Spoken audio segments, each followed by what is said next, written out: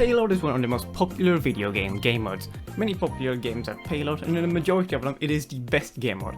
There's just something we humans love about pushing things to an objective. So it wasn't that much of a surprise that Brawl would eventually add Payload to their game as well, and then remove it to re-release it over a year later. I thought Payload was really fun. Looking at game mode tier list, most people seem to put Payload at the bottom of the list, like this one. I hate you, Rehansidu! So I will explain in this video why Payload is a pretty good game mode, deserving of a tier higher than bad!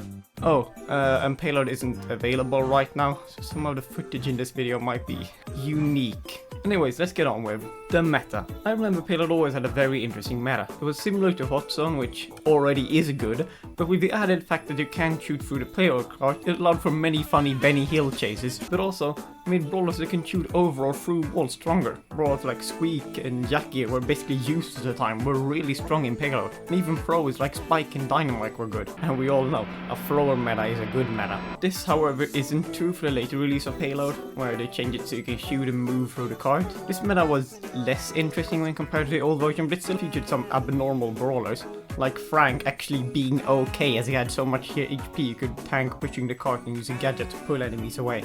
Another reason I really like Payload is that I feel like Payload's objective in itself is really interesting. Since the objective moves around, you constantly have to change how you play depending on what location the card is on. A single Payload map can both be played as a long range or a close quarter map, depending on where the card is, if it's in the open, surrounded by bush or walls, and so on. And the game mode basically has built-in rubber banding as well, as the card moves towards the opposite team's spawn, giving them an easier time to defend and therefore a chance to get back into the game. And having multiple objectives is really interesting and gives the game more strategy. Now I know I did say the exact same thing was bad in the multi-zone hot zone video, but just let me reuse it again! Do you even know how long it takes to come up with these arguments? Probably about 5 minutes. That's one more random thing I can lose because my random insta-picked Edgar on Shooting Star. But I think the idiot random not comprehending multiple objectives argument is less of a problem on Payload, since when the enemy payload is close to spawn, that means that enemies are close to spawn. And the one thing I think randoms can comprehend is run into and shoot enemy.